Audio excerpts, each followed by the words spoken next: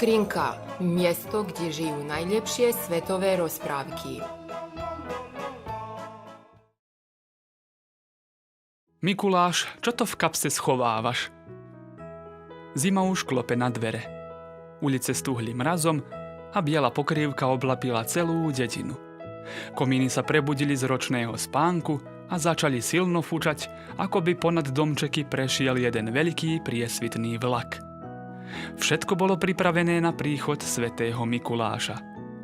A najmä boli pripravené detské topánky. Niektoré väčšie, niektoré menšie, niektoré novšie, iné zasa staršie, ale všetky čistúčké, ako by práve teraz vyšli z obchodu. Dokonale vyleštené, hrdo stáli v okeniciach a čakali, či ich aj tohto roku navštívi Mikuláš. A čo im prinesie? Oriešok, cukrík, čokoládu? Niekomu možno aj prútik. Všetko však závisí od toho, ako sa tohto roku správali deti. Či boli menej alebo viac poslušné. Akokoľvek na Mikuláša sa všetky deti rovnako tešili. A vari ešte viac než oni, z tohto sviatku mali radosť samé topánky. Kedy už príde, už sa ho neviem dočkať, povedala lakovka Ivka. Príde, len treba veriť, presviečala ju teniska Deniska.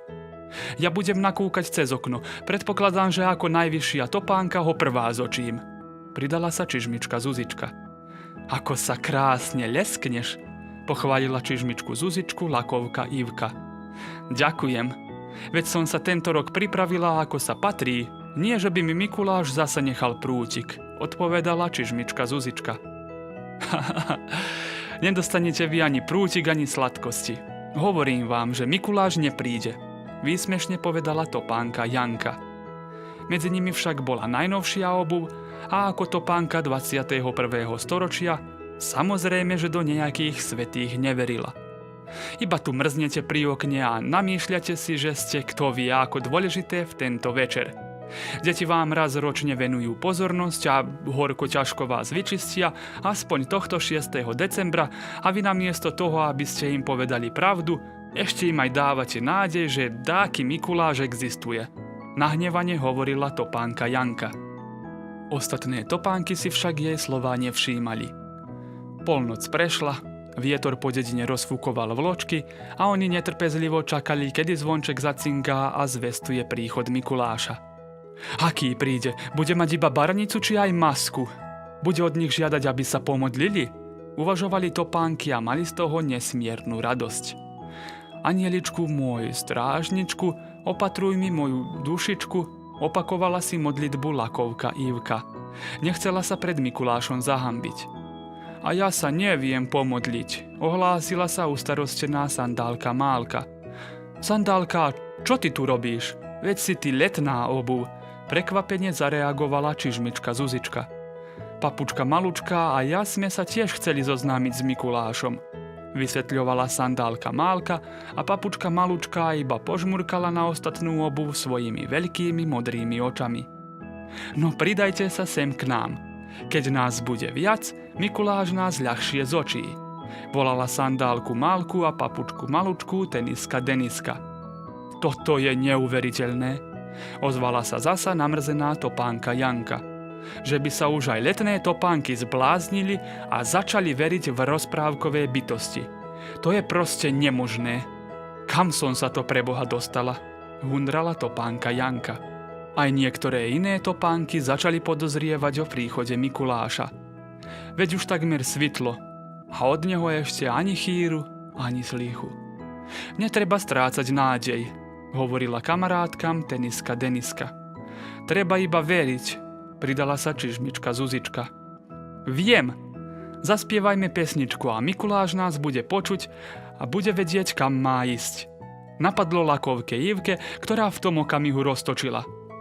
Mikuláš, čo to v kapse schovávaš? Dobrým deťom koláče a zlým deťom korbáče.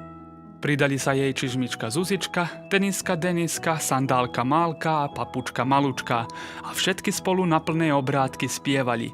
Mikuláš, čo to v kapse schovávaš? Iba topánka Janka nespievala. Aj ďalej tvrdila, že svätí nejestvujú. Márne sa z jednej okenice neúnavne ozývala krásna pieseň. Mikuláš tentokrát neprišiel. A topánky boli z toho veľmi nešťastné. Veď sa čoskoro aj deti zobudia a keď uvidia prázdne vyleštené topánky, budú veľmi sklamané a smutné. Uvažovali topánky a nebolo im jasné, prečo Mikuláš neprišiel. Iba topánka Janka sa im vysmievala, že sú naivné, smiešne, nezrelé. Vraj vidno, že sú opravdivé detské topánky. Ráno svitlo a lakovka Ivka, čižmička Zuzička, teniska Deniska, sandálka Málka a papučka Malúčka sa smutné pobrali do svojich skriniek. Topánka Janka sa aj ďalej z toho smiala, až kým k nej neprišla čižmička Zuzička, ktorá jej v mene obuvy darovala malý balíček. Čo je to? Prekvapene sa pýtala topánka Janka. To je darček od nás topánok, odpovedala čižmička Zuzička. Keďže si tento rok mala poprvýkrát s nami dočkať Mikuláša, chceli sme ti urobiť prekvapenie. Ale teraz to už nemá zmysel, Mikuláš neprišiel. Čižmička Zuzička spustila hlávku a odišla. Topánka Janka rýchlo rozbalila darček. A tam boli krásne vianočné šnúrky, ktoré ju veľmi potešili. Taký krásny darček ešte nikdy nedostala. Vianočné šnúrky. Usmiala sa a hneď si ich išla vyskúšať. Rozcitlivená chcela sa svojim kamarátkám poďakovať, ale uvidela, že všetky už vo svojich skrinkách pospali. Začalo ju trápiť, že sa tak voči ním správala. Že sa im vysmievala a nevedela sa radovať z ich šťastia. Preto sa pevne rozhodla, že tú chybu opraví. Po dome pozbierala všetky sladkosti, oriešky, pomaranče, ale aj niektorú cibuľku a zemiačik a pozorne ich poukladala do topánok. Zobrala zvonec a silno zazvonila. Dobrým deťom koláče a zlým deťom korbáče, zakričala topánka Janka a ešte raz zazvonila. Všetká obuv sa zrazu postavila na nohy. Prišiel Mikuláš! Silno zvolali a už sa aj prehrabovali v darčekoch. A keď plné topánky uvideli deti, radosť sa zdvojnásobila. Topánka Janka sa iba usmievala a s radosťou pozerala na natešené deti a svoje kamarátky topánky. V tom jej príuchu zaznelo. Nezabudol som na teba, topánka Janka. Prihovoril sa jej Mikuláš a z kapse vytiahol tie najlepšie sladkosti. A ďakujem za poskytnutú pomoc. Nasledujúci rok sa ti ešte lepšie odvďačím. Dodal Mikuláš, ešte raz zacingal a zmizol niekde za strechami. Pravdepodobne odcestoval tým veľkým priesvitným vlakom. Poviedku napísala Katarína Mosnáková-Bagľašová. Poviedku čítal Miroslav Gašpar. Produkcia Novosadská novinárska škola.